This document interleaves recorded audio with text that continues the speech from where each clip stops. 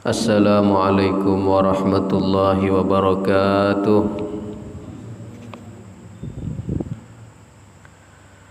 Bismillahirrahmanirrahim. Alhamdulillahi rabbil alamin. Wassalatu wassalamu ala ashrafil anbiya'i wal mursalin Sayyidina wa maulana Muhammadin wa ala alihi wa sahbihi ajma'in. Subhanaka la ilma lana illa ma 'allamtana innaka antal alimul hakim.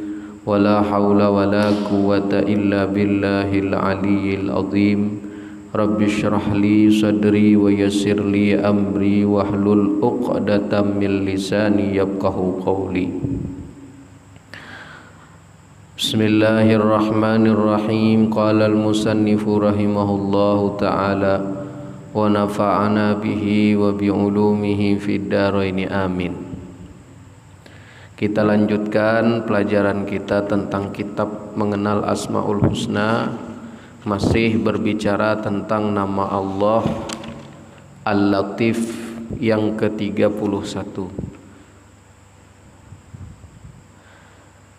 Bismillahirrahmanirrahim. Jika kita sudah beriman dengan nama Allah Al-Latif, kemarin sudah kita bahas pengertian Al-Latif adalah Dia Allah yang maha halus perbuatannya atau yang maha lembut. Kemudian setelah kita memahami, maka kita lanjutkan dengan beriman kepada nama Allah Al-Latif tersebut. Maka bagian hamba, jika kita sudah beriman dengan nama Allah Subhanahu wa ta'ala Al-Latif, maka bagian hamba dengan keimanan itu akan membuahkan akhlak. Karena setiap keimanan membuahkan akhlak, yaitu ar-rafqu bi'ibadatillah. Artinya secara luas yaitu, pertama, setelah beriman dengan nama Al-Latif itu, pertama adalah tarkul unfi bi'ibadillahi.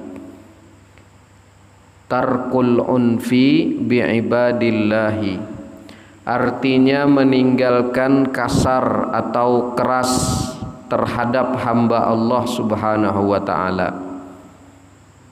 Keras adalah perilaku yang kurang baik, baik kasar mulut atau perkataan atau kasar kelakuan. Terkadang kasar atau keras itu dibolehkan dan terkadang bisa juga wajib, dan kasar atau tegas itu boleh kalau letaknya sesudah lembut. Jadi apabila beriman dengan nama Allah Al-Latif ini, maka kita meninggalkan sifat kasar, sifat keras. Nah, tapi kasar dan keras atau yang lebih tepatnya itu tegas, itu diperbolehkan pada waktu-waktu tertentu. Misalnya tegas atau keras itu boleh kalau letaknya sesudah lembut, artinya sudah memberikan peringatan secara lemah lembut, sudah diberikan teguran secara lemah lembut tetapi tidak juga berubah misalnya, nah maka kita boleh dengan tegas gitu. Tapi didahului dengan sifat lembut, lembut yang lebih dulu. Kenapa? Karena Rasulullah SAW dalam berdakwah, beliau selama 13 tahun di Mekah, beliau berperilaku lemah lembut. Nah, Rasulullah selama di Mekah, perilaku beliau adalah lemah lembut. Tidak pernah mengangkat pedang, artinya tidak pernah keras, tidak pernah mengangkat pedang, tidak pernah melakukan peperangan, dan juga menumpahkan darah sama. Dan beliau juga selalu mengutamakan lemah lembut kepada para sahabat. Tetapi apabila berulang kali lemah lembut, maka beliau bisa tegas. Bisa juga Rasulullah itu tegas. Apabila hendak melakukan sholat berjamaah, ini ada satu kisah. Jadi apabila hendak melakukan sholat berjamaah, itu Rasulullah Sallallahu Alaihi Wasallam selalu menyeru. Itu mungkin kalau di tempat-tempat lain sering kita dengar ada kalimat sawu sufufakum fa inna tasfiyatus sufuf min tamamis shalah. Sebelum takbiratul ihram biasanya imam kan sawu sufufakum fa inna tasfiyatus sufuf min tamamis shalah. Itu tuh Rasulullah tuh. Contohnya dari Rasulullah Sallallahu Alaihi Wasallam. Jadi Rasulullah begitu. Sebelum sholat Rasulullah biasa seperti itu. Artinya apa?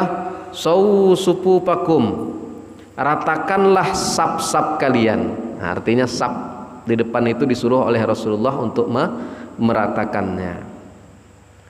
Kenapa? Fa inna tasfiyatas sufuf min tamamis shalah.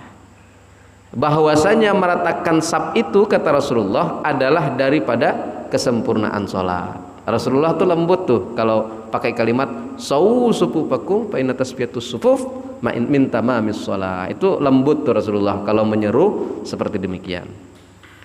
Nah, satu ketika setelah beberapa lama berjalan, satu kali beliau terlambat daripada rumah menuju mihrab.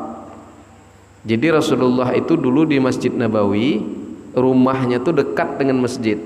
Kalau misalnya masuk dari rumah beliau langsung tembus ke tempat mihrab. Mihrab ini tempat imam. Langsung tembus ke situ. Rasulullah tuh kalau berjalan dari rumah begitu beliau. Karena tembus rumah beliau dengan mihrab. Nah, lalu satu ketika Rasulullah ini terlambat menuju mihrab, terlambat dari jadwal yang biasa. Sehingga para sahabat sudah bersaf, sudah berbaris, sudah siap, tapi belum ada Rasulullah. Rasulullah sudah terlambat datang. Ketika itu saf-saf sahabat itu, pas Rasulullah datang, para sahabat sudah bersaf. Rasulullah datang masuk. Nah, kemudian saf-saf sahabat tadi tidak rapi. Tidak rapi maksudnya tidak rata. Ada yang ke belakang sedikit, ada yang ke depan sedikit, atau ada yang agak jarang begitu. Nah, melihat hal yang demikian itu kemudian Rasulullah dengan tegas. Nah, kalau yang pertama tadi sawu sufufakum kata Rasulullah. Nah, ini melihat kondisi seperti itu tadi, safnya tidak rata dan karena Rasulullah terlambat tadi, kemudian Rasulullah memperhatikan, maka Rasulullah dengan tegas mengatakan apa? La tusawwuna sufufakum au tukhalifannallaha qulubakum. Artinya sesungguhnya kalian ratakan saf kalian atau Allah akan perselisihkan hati-hati kalian. Nah, ini tegasnya Rasulullah, bahasanya begitu. Kata Rasulullah, ratakan safnya atau nanti Allah akan perselisihkan hati-hati kalian. Nah, saf yang tidak rata akan berdampak, akan berefek pada kejiwaan umat Islam. Makanya disuruh terus meratakan saf ketika sholat itu. Kalau safnya itu tidak rata, ternyata bisa berpengaruh pada kejiwaan umat Islam, menyebabkan suara mereka tidak bisa bersatu dan selalu berselisih. Jadi kalau dilihat safnya kurang rata, itu ternyata bisa mengakibatkan umat Islam yang ada di tempat atau di mana saja di masjid yang wilayah tersebut, katanya itu bisa mengakibatkan terjadi perselisihan. Nah, itu maksudnya. Dan menurut ulama fikih, apabila saf di muka masih ada yang kosong, nah, misalnya kita sholat, Pak ya, sholat ini satu saf ini penuh, dan satu saf ini misalnya sholat Jumat, satu saf. tapi belum penuh satu saf ini, masih ada yang kosong lagi di pinggir sana, agak satu orang misalnya begitu. Kemudian orang langsung ngambil di tengah-tengah sini, ngambil saf yang kedua. Nah gitu ceritanya. Padahal saf itu masih ada yang kosong satu saf tadi. Maka ulama fikih mengatakan apabila tidak diisi oleh yang di belakang tadi, dia langsung ngambil buat saf yang kedua, tidak diisi, maka saf yang di belakang itu tidak mendapat pahala. Pahala 20 derajat salat salat berjamaah tuh. Nah, yang membuat saf baru tadi tidak dapat pahala berjamaah 27 derajat tadi. Nah, yang dapat siapa? Yang dapat yang di sinilah, yang di depan sini. Kecuali orang tadi memasuki saf yang di ujung yang masih kosong. Itu menurut ulama fikih, ya. Nah, jadi kalau kita sholat usahakan kalau misalnya safnya belum penuh di tengah, dipenuhkan dulu. Dipenuhkan, kemudian baru buat saf yang baru. Di mana letaknya kalau buat saf baru? Di tengah-tengah sini. Pas bujur pas lurusan sama imam. Nah itu. Nah, jadi berdampak kepada perselisihan umat. Kita ini pasti berbeda semuanya. Pasti punya perbedaan pendapat, perbedaan pikiran, perbedaan, semua manusia berbeda. Cuma perbedaan itu bisa menjadi perpecahan, bisa menjadi rahmat. Nah, kata Rasulullah, perbedaan umat itu adalah rahmat. Nah, perbedaan itu rahmat. Bagaimana bisa rahmat? Kalau perbedaan itu digunakan untuk saling melengkapi, bukan menjadi perpecahan. Itu yang pertama, yaitu meninggalkan kasar. Kalau kita beriman kepada nama Allah Al-Latif tadi, meninggalkan sifat kasar kecuali setelah didahului dengan lembut. Kemudian yang kedua, kalau kita beriman dengan Al-Latif maka akan tumbuh akhlak tarkul ajalati fil amali, yaitu meninggalkan tergesa-gesa pada pekerjaan. Seorang yang beriman kepada Al-Latif apabila bekerja dalam pekerjaannya sehari-hari tidak mau tergesa-gesa atau gerasah gerusuh. Nah, baik pekerjaannya itu menulis, mandi, juga pada usaha-usahanya apakah? Bedagangkah, berkebun atau bertani dan lain sebagainya dan lain-lainnya, maka ia akan meninggalkan sifat tergesa-gesa atau gerasah gerusuh. Jadi bawaannya tuh tenang, bawaannya itu tidak terburu-buru begitu. Ya, orang yang kalau beriman dengan Al-Latif dia punya akhlak yang demikian.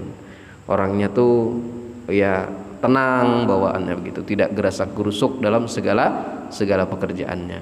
Yang ketiga, tarkut ta'siri ala ibadillah, yaitu meninggalkan mempersulit atas hamba Allah Subhanahu wa taala, meninggalkan sikap mempersulit hamba Allah. Nah, Rasulullah SAW pernah mengingatkan bahwa jika engkau pedagang, jadilah pedagang yang mudah, maka jadi pembeli. Jika jadi pembeli, maka jadilah pembeli yang mudah. Maksudnya bagaimana?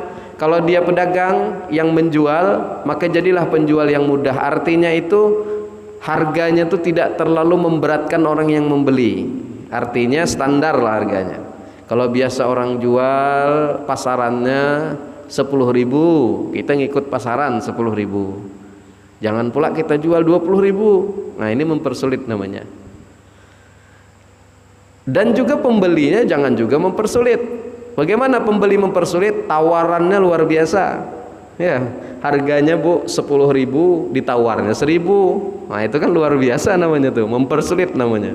Atau harga 1.000, ditawarnya 3.000. Nah, kalau nawar bolehlah tawar 8.000 yang standar gitu.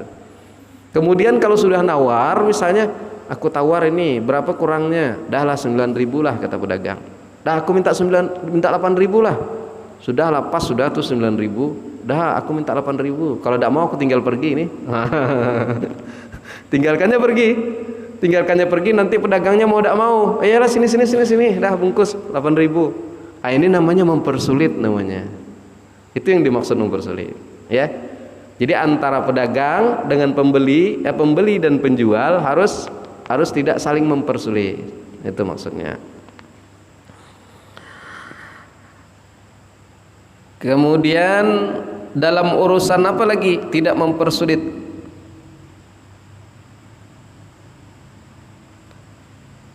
Tadi membeli dan menjual. Atau urusan-urusan yang berhubungan dengan kepentingan kaum muslimin, ia selalu mempermudah urusannya.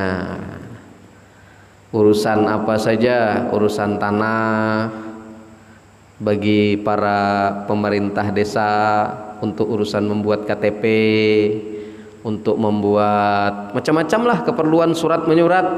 Nah itu dihimbau, disuruh bagi orang yang punya iman kepada Al-Latif, dia tidak mau mempersulit. Sudahlah, berapa sini KTP-nya, sini kakaknya, kalau mau urusan cair BLT ya, bantuan tunai misalnya, tidak perlu dipersulit ya, tidak perlu dengan syarat-syarat kau harus seperti ini, harus begini-begini, tidak perlu. Nah itu mempersulit namanya. Jadi harus dipermudah, cari solusinya. Bisa tidak begini, bisa tidak alternatifnya atau cara lain yang seperti ini, supaya urusannya bisa gampang. Itu jangan mempersulit urusan umat. Yang keempat, tarkut ta'yiri ala ibadillah, yaitu meninggalkan mencela atas hamba Allah Subhanahu wa taala. Rasulullah SAW tidak mau mencela atas makanan yang dihidangkan kepada beliau, yang dibikinkan oleh istri beliau. Kalau beliau senang, beliau makan, dan jika tidak senang, beliau makan sedikit, dan beliau tinggalkan. Tidak mencaci makanan, apalagi kepada yang membikinkan makanan.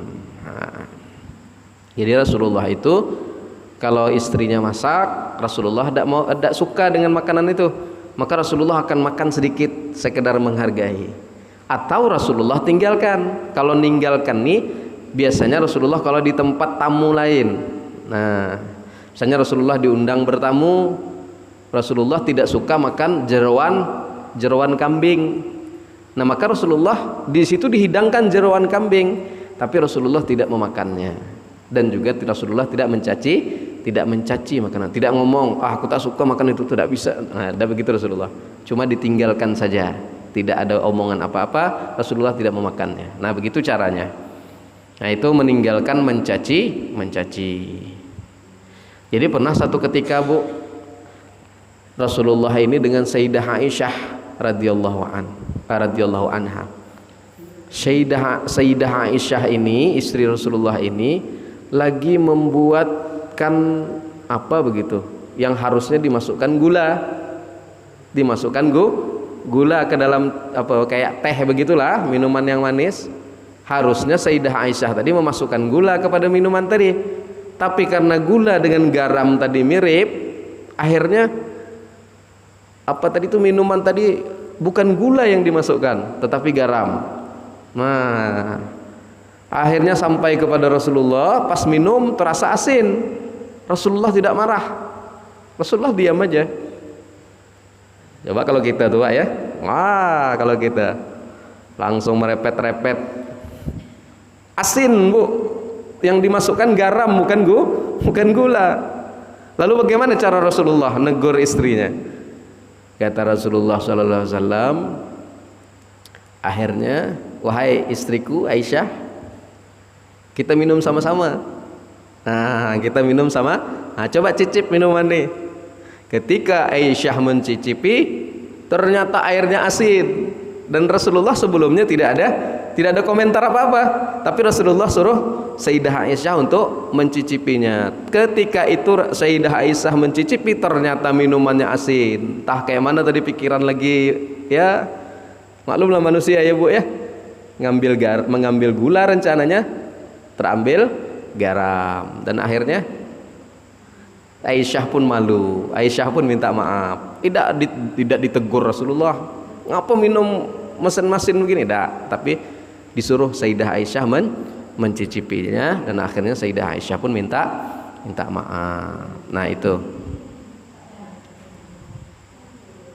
mencela makanan sudah termasuk perlakuan kasar, ya, tidak rafiq, sehingga Rasulullah SAW tidak mau melakukannya. Rasulullah SAW bersabda, "Idza ahabballahu ahla baitin adkhalahur rifqa." Artinya apabila Allah Subhanahu wa taala mencintai penghuni rumah, Allah masukkan kepada mereka rafiq atau rasa kasih sayang. Dalam hadis lain Rasulullah SAW bersabda, "Wa idza ahabballahu 'abdan alqahur rifqa wa ma min ahli baitin yuhramuna rifqa illa hurimu mahabbatallah." Artinya, dan apabila Allah SWT mencintai seorang hamba, Allah SWT akan melenturkan ke dalam hatinya kasih sayang, dan tidaklah ada dari penghuni rumah yang didinding dari rafiq kecuali mereka didinding dari cinta kepada Allah SWT. Jadi kalau Allah cinta dengan dengan keluarga dalam satu rumah tangga, maka Allah kasih rafiq, artinya kasih sayang.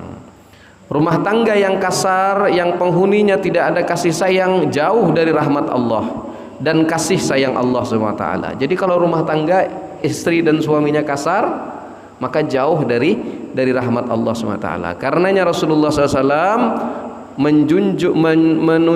mencontohkan dengan menghindari sekecil apapun perilaku yang membuat penghuni rumah tersinggung. Rafiq tidak masuk atas seorang kecuali memperhiasi orang itu, dan tidak dicabut atas seorang kecuali menjadi jahatnya.